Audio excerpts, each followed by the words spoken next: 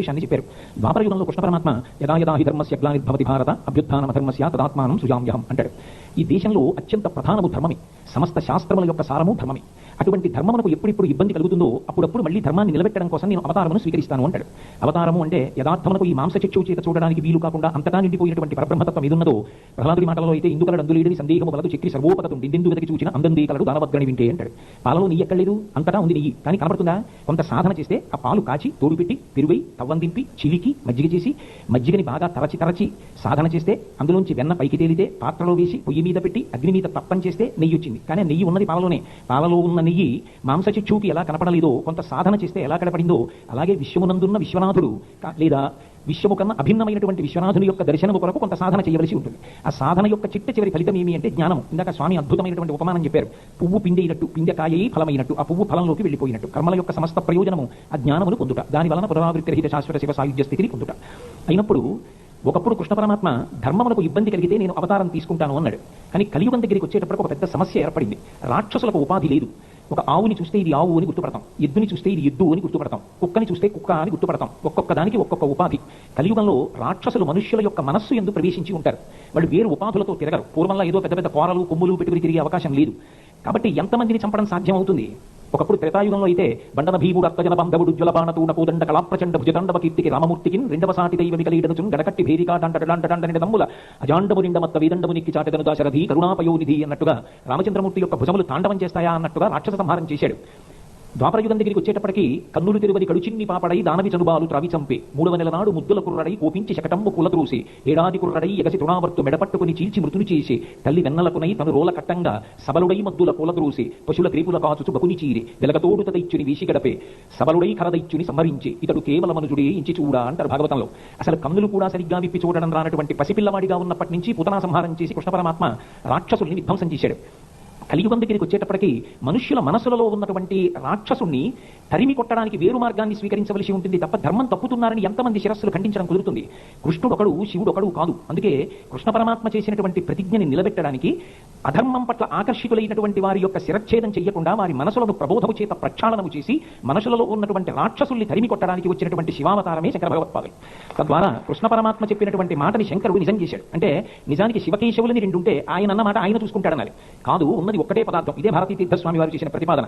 ఆ ఉన్న ఒక్క పదార్థమే ఒకనాడు శివుడు శంకర భగవత్పాదులుగా ఈ భూమి మీద అవతరించి ఆయన భారతదేశం అంతటా పర్యటించి అవైదికమైనటువంటి వాదనలను ఖండించి మళ్ళీ మనుష్యులు ఏ మార్గాన్ని అనుసరించి జీవన సాఫల్యాన్ని పొందుతారో అటువంటి మార్గాన్ని సుసంపన్నం చేసినటువంటి మహాపురుషుడు. అందుకే ఏదో పోతన గారే భాగవతంలో చోట అంటారు, తనుగునంటిన ధరణీ పరాగంబు పూసిన విరిభూతి పుతగాగా ముందర వెలుగొందు ముక్తాలలామంబు తొగల సంగడి గాని తునకగాగా పాలభాగంబుపై మనకు నావిరి బొట్టు కాముని కాల్చిన కన్నుగాగా కంఠమాలికలోని ఘననీల రత్నంబు కమనీయమగు మెడ కప్పుగాగా హారవల్లులురగ హారవల్లులు కాగా బాలలీల ప్రౌఢ బాలకుండు శివుని పదిది నొప్పి శివునకులు తనకును వీరులేమి తెలియ వెలయునట్లు అని ఆడుకుంటున్నటువంటి బాలకృష్ణుడు ఒంటి మీద మట్టి పోసుకుంటే నాకు విభూతి ధారణ చేసిన బాలశంకరుడు కనబడ్డాడు. ఆ చిన్ని కృష్ణుడి మెడలో అమ్మ నీలపతాక వేస్తే ఆ కాంతి కంఠానికి తగిలితే నాకు శ్రీకంఠుడై హాలాహల భక్షణం చేసినటువంటి బాలశివుడు కనపడ్డాడు. అమ్మ చిన్ని కృష్ణుడి మెడలో ముత్యాలహారం వేస్తే మెడలో హారవల్లులు కాగా సర్పమాలికలు ధరించినటువంటి బాలశంకరుడు నాకు దర్శనమయ్యాడు. ఓ పోతన, శివుడికి కృష్ణుడికి భేదం లేదో అని నాకు కృష్ణుడు చెప్తున్నాడా అన్నట్టుగా ఈ భాగవతాన్ని ఆంధ్రీకరించి నేను బాలకృష్ణ లీలలు వర్ణిస్తున్నప్పుడు బాలకృష్ణుడు మా ఇద్దరి మధ్య భేదం లేదని నాకు బోధన చేసినట్టుగా కనపడింది అని పోతన గారు రాసుకున్నారు భాగవతంలో. అలా ఒకనాడు కృష్ణుడు చేసిన ప్రతిజ్ఞని నెరవేర్చడానికి జగద్గురువై వచ్చినటువంటి పరమాద్భుతమైనటువంటి శివావతారమే శంకర భగవత్పాదులు. అందుకే త్యక్వా మౌనం వటపిటపినో మూలతో నిష్పతంతి శంభోర్మూర్తిశ్చరతి భువనే శంకరాచార్య రూప. ఒకనాడు కైలాస పర్వతం మీద వటవృక్షం కింద చిన్ముద్ర పట్టి కూర్చుంటే మౌన వ్యాఖ్యా ప్రకటిత పరబ్రహ్మతత్వం యువానం వర్షిష్టంతే వసఋషిగణై అమృతం బ్రహ్మనిష్టై ఆచార్యేంద్రం కరకలిత చిన్ముద్రమానంద రూపం స్వాత్మారామం ముదితపతనం దక్షిణామూర్తి మీడే. ఆయన ఏమీ మాట్లాడకుండా మౌన వ్యాఖ్యతో చిన్ముద్ర పట్టినంత మాత్రం చేత ఆశ్రయించి కూర్చున్నటువంటి సనకసనందనాదులకు అజ్ఞానము విచ్ఛిన్నమై ఏది తెలియాలో అది తెలియబడింది. కానీ కలియుగంలో అలా చిన్ముద్ర పడితే అర్థం చేసుకోగలిగినటువంటి శక్తి కలిగిన వారు ఎక్కువ మంది ఉండరని గంగా స్నానానికి నేను వెళ్ళవలసి వస్తే నేను వెళ్ళడం కాకుండా గంగయే నా ఇంటి ముందుకు వస్తే ఎలా ఉంటుందో అలా ఒకనాడు కైలాస పర్వతం మీద కూర్చున్న దక్షిణామూర్తియే శంకర భగవత్పాదులై ఈ భూమి 4 చెరగులా నడియాడారు. కర్మభూమి అయినటువంటి ఈ భారతదేశం అంతటినీ కూడా పర్యటించి మళ్ళీ వైదికమైనటువంటి ధర్మాన్ని పునరుద్ధరించి దానికి కలిగినటువంటి ఇబ్బందిని తొలగించినటువంటి పరమాద్భుతమైనటువంటి అవతారం శంకర భగవత్పాదుల యొక్క అవతారం. అందుకే తోటకాచార్యుల వారు 1కి 10 మాటలు భవశంకర దేశిక మే శరణం అంటారు. వారు దేశికులు, దిశానిర్దేశం చేశారు. ఒక లక్ష్యాన్ని చేరుకోవాలి అంటే ప్రయాణం అటువైపుగా వెళ్ళవలసి ఉంటుంది. నేను కాశీ వెళ్ళాలి అంటే కాశీ ఎటుందో అటు ప్రయాణం చేయాలి. ప్రయాణం చేయడం ఒక్కటే ప్రధానంగా పెట్టుకుని కాశీ వైపు కాకుండా వేరొక వైపు ఏ చెన్నై వైపు ప్రయాణం చేస్తే నేను కాశీ చేరను. ప్రయాణం కాదు ప్రధానం, ఏ దిశ వైపుకి వెళ్లాలో లక్ష్యాన్ని చేరుకోవడానికి అటు వెళ్ళడం ప్రధానం. ఏ దిశలో ఆరాధన చేయాలో, ఎలా ప్రవర్తించాలో, కర్మ మార్గం ఎలా ఉండాలో, పూజ ఎలా ఉండాలో, ధర్మం ఎలా ఉండాలో, ఏది ఎలా పట్టుకోవాలో, ఆఖరికి ప్రాతస్మరామి స్తోత్రం దగ్గర నుంచి ప్రస్థానత్రయానికి భాష్య గ్రంథాల వరకు ఇది అది అని లేకుండా పాతాళం నుంచి ఆకాశం వరకు సమస్తాన్ని 32 సంవత్సరములలో కప్పేసినటువంటి అపర త్రివిక్రమావతారం శంకర భగవత్పాదులు. ఇంత చేసి కూడా మహానుభావుడు ఆయన యొక్క వినయం పరమాద్భుతం.